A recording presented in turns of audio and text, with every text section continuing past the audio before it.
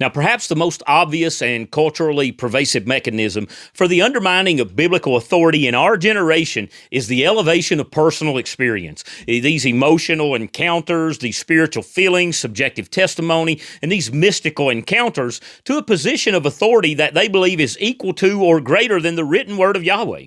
And this is not, friend, a peripheral issue, because in large segments of modern wide-way Christianity, this has become the central operating principle, and it has fundamentally reshaped how congregations and assemblies relate to the word of Yahweh. And so this brings us to this idea of, well, I felt Yahweh tell me, when that becomes the standard. Let's look at Jeremiah 17, verse 9, where Yahweh, speaking through the prophet Jeremiah here, lets us know that the heart is more deceitful than anything else and incurable. Who can understand it? The heart is more deceitful than anything else. The very inner seat of our feelings, our desires, impressions, and spiritual experiences is identified by Yahweh himself as deeply, inherently unreliable as a guide to truth.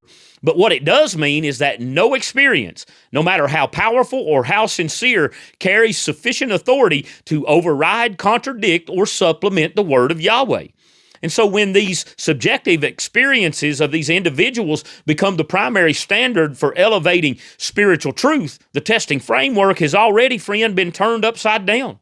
Instead of the word of Yahweh testing our experiences to determine whether they're from Yahweh or not, our experiences then begin to test the word. And any portion of that word that would then contradict our experience, it's quietly set aside as not even applicable to our situation.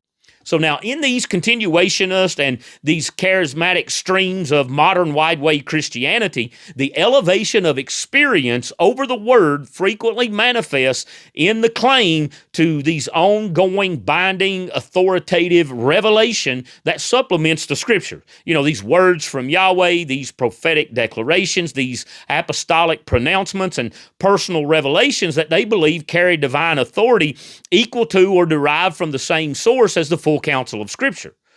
And any claim revelation, friend, that contradicts the full counsel of Scripture is false, period. It's false and it must be rejected. The full canon of Scripture, if you will, is closed, and the attempt to place new claim revelations alongside or above what Yahweh has already revealed is a profound and dangerous error, regardless of how sincerely it is offered or how enthusiastically it may be received, and no matter who it comes from.